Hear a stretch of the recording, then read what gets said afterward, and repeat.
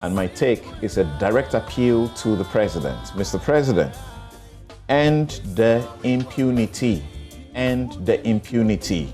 The panel of what by any definition is a panel of truly eminent persons with more than sufficient experience and expertise, the Militia Commission recommended in 2019 the complete disbandment of the force exercising police powers in the National Security Council Secretariat. Who ignores such sound counsel from such eminently qualified panel?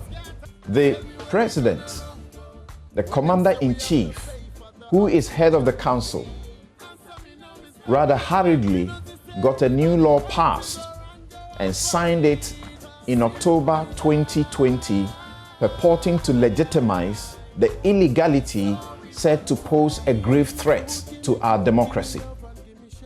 I mean, they had recommended that a force within that entity should be disbanded.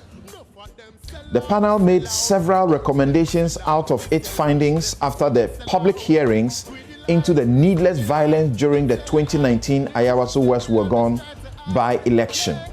Strangely, these have been ignored, including even those the president accepted by the white paper. We know that this regime security that never survives a change in government is an assembly of members of an opposition party's illegal private militia led by partisan retired and ex-security officers.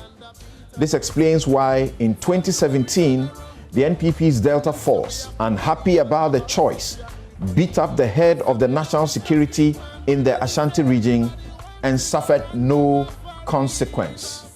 We saw the man and we saw him with blood in his hands. Today, the new head, a lawyer of many years and former police chief in that region, says a group sent from Accra to forcibly remove him from office were members of the supposed disbanded Delta Force. We know the danger when these mostly unqualified men and thugs are incorporated into the regular security to avoid being sacked by another government. We know the threat if they don't get integrated and are left to return to the unlawful party militia work, often justified by the NDC and the MPP when in opposition as necessary for private protection due to opposition mistrust of the police. Imagine the danger as they get integrated into the regular security agencies and get promoted to leadership for their loyalty to a party. That is government literally building the biggest threat to the state. Nonetheless, the national security apparatus, even under the new law, where this president sought to legitimize what the Militia Commission asked to be disbanded, does not have police powers to arrest, search, or detain criminal suspects. Dear citizens, if an operator or operative of the apparatus purports to arrest you, you are entitled in law to resist it as being unlawful. Unlawful arrest must be resisted, and there's no punishment or consequence for that. The law, on the strength of the Constitution, sets up only two agencies under the national security to do the very serious job of intelligence gathering and related business to assist police, the army, and others established by law for the stability of the country. These two, the external and internal agencies, as the law calls them, do not even have the power to arrest you or to go into matters that border on misdemeanor. That is, crimes that are punished by not more than 3 years. In fact, if the crime is punished by not more than 5 years, that is not their domain, because their job is very serious with terrorism and such acts. Mr. President, my appeal to you this morning is that we live in a country where we are seeing a lot of impunity. We are seeing a lot of lawlessness, even from your appointees, ministers.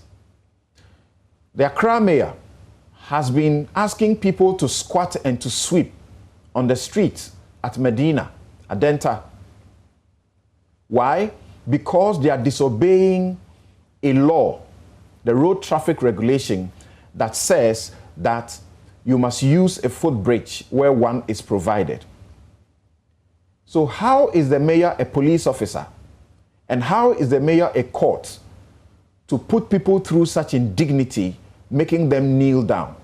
I've seen people well-dressed, nicely, elderly people being asked to kneel down or to sweep at the place. Well, it is not good that they will not use the footbridge, but that is the purpose of law. Let the law punish them. But first, give sufficient education so people can follow the law.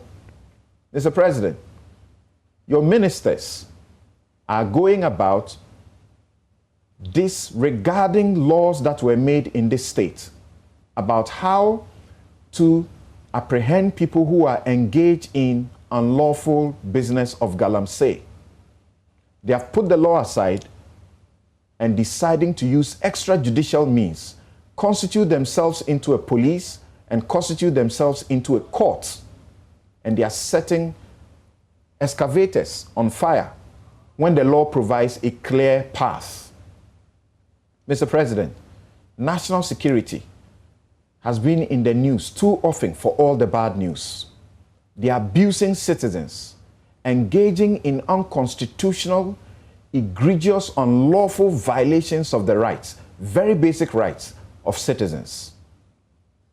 You must act now, else you will be presiding over what seems like a failed state. The laws must work.